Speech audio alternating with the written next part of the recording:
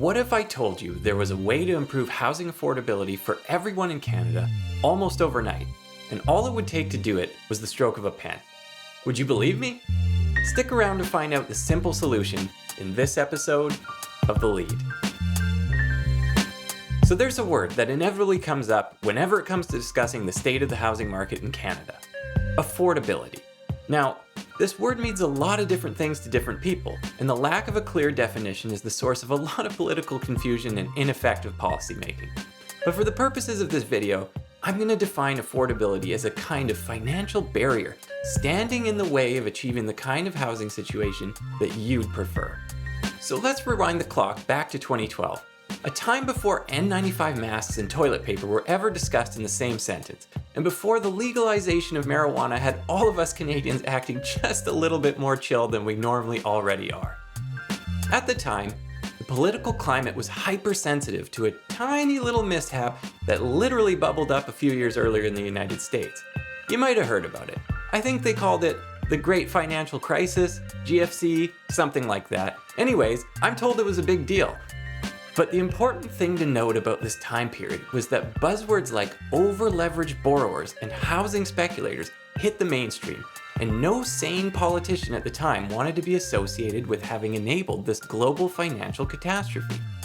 And so, our finance minister at the time, the late Jim Flaherty, he thought it'd be a good idea to tighten up some mortgage lending regulations to help ensure the Canadian financial system wouldn't blow up the way it just did in the United States. So what did he do? Well, he made a few tweaks to some fairly obscure regulations, and one of those tweaks made it so that government-backed mortgage insurance could no longer be obtained on homes valued at $1 million or greater. And so the end result was a minimum down payment scheme where any home buyer looking to purchase a property with the help of a mortgage would need to come up with a down payment of at least 5% on the first $500,000, 10% on the amount between $500,000 and $1 million, and 20% for any property valued at $1 million or over. And it's that last bit, the 20% down payment, that I'm gonna argue has become a pretty serious problem in many of Canada's housing markets. But thankfully, as I'll show you later, there's actually a pretty simple solution. But first, let's examine why this policy is hampering mobility up and down the housing ladder. To start, if we go back to the time when these tweaks to the regulations were implemented, only about 3% of all homes in Canada were valued at $1 million or over. So at the time, these tweaks to the regulations barely had any effect at all. But if we fast forward to today, roughly 16% of all homes in Canada are now valued at $1 million or over. Now consider this plot showing the proportion of homes valued $1 million and over in 2011 versus 2021 broken out by province.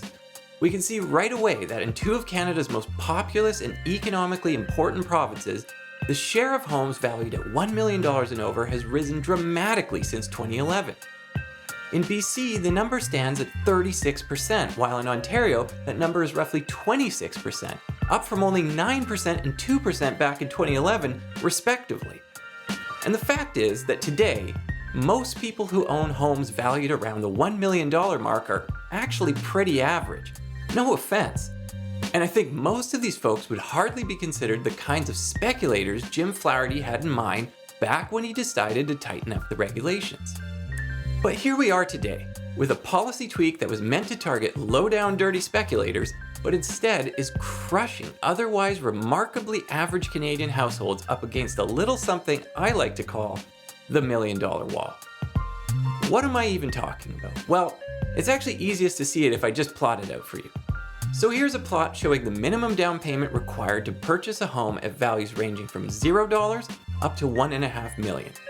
You see that absolutely massive $125,000 jump precisely at the $1 million purchase price? That's the $1 million wall. And to understand why it's such a big problem, we need to examine how moving chains work up and down the housing ladder. So let's imagine a fictional world with just 4 homes of varying values and 4 households with differing amounts of savings.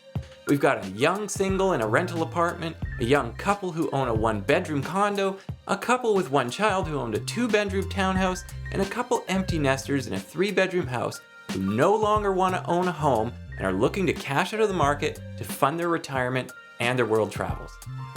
Now let's think about what happens if our couple in the townhouse has another child and they need to move up for the extra space. If money wasn't an issue, our empty nesters would gladly move into the rental apartment, allowing everyone to shift up a rung on the ladder. But money is an issue, and sadly, our couple in the townhouse can't move up to the detached home because that home is valued at over $1 million, and they'd need to come up with more than a $200,000 down payment. But at their current savings rate, that could take them a really long time, and they've got a baby coming in just 9 months. So what we have here is a good old-fashioned logjam. Since our couple in the townhouse can't move up to the detached house, our empty nesters can't move down into the rental apartment, and everyone in between is just stuck there, waiting for the couple in the townhouse to save up a big enough down payment to move up. Now let's move out of this fictional world and back into the real one. In the real world, everything is a lot messier. To start, there's a lot more people and a lot more homes available, and everything doesn't work exactly as it does in this contrived little example. But when an increasingly large share of homes in one region starts crossing the $1 million mark, as is happening today, this has ripple effects up and down the housing ladder. And these ripple effects can even stretch into neighboring provinces and communities, as people unable to move up in one region are forced to look to other regions for an affordable home. But if you stop and think about it for a second, you might wonder, why the $1 million mark? Seems pretty arbitrary. Why not 1,000,001 or 3 million? What's so special about $1 million? It seems kind of comical that anyone wanting to buy a home valued at $999,000, $999.99 only has to come up with a minimum down payment of about $75,000. But if you add one single penny more to the purchase price, now they've got to come up with an extra $125,000. So what this policy has effectively done is create a two-tiered system of homeowners and would-be homeowners in Canada.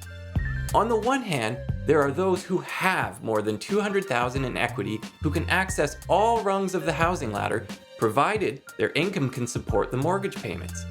On the other hand, there are those who do not have $200,000 in equity who are stuck fighting it out unnecessarily on the lower rungs of the housing ladder.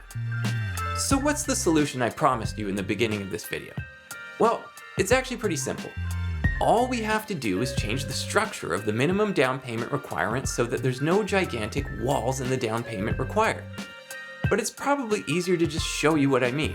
So let's revisit the chart of the $1 million wall I showed you earlier, but let's extend the range of prices from $0 up to about $3 million. And we can see that under the current down payment regime, we hit the $1 million wall and the minimum down payment keeps going up in a straight line after. But we need to eliminate that big jump to break up the logjam in the housing ladder. So why not replace the minimum down payment requirement with a smooth and gradual function that doesn't have any giant walls in it? And if we do that, we can see that by about the $3 million mark, we're back to requiring a 20% down payment anyway, but it happens in a much smoother and gradual way that is less likely to hamper mobility up and down the housing ladder. Now I know, this is maybe all too simple and all too good to be true. And I've worked in policy, and I can tell you that making real policy is a lot harder than drawing a smooth curve on a plot. And it's quite likely that changing this policy will raise a lot of important issues for the stability of the mortgage insurance market in Canada, as well as the federal government's role within it. But at a time when affordability is only going to get worse with all of the immigration we're expecting over the coming years, wouldn't it be worth revisiting this policy to see if there's a better way of doing it? Especially if all it takes to fix it is just the stroke of a pen? So there you have it. Housing ladders, the $1 million wall, and at least one possible solution for what could be done about it. Thanks for watching, and stay tuned for future episodes of The Lead.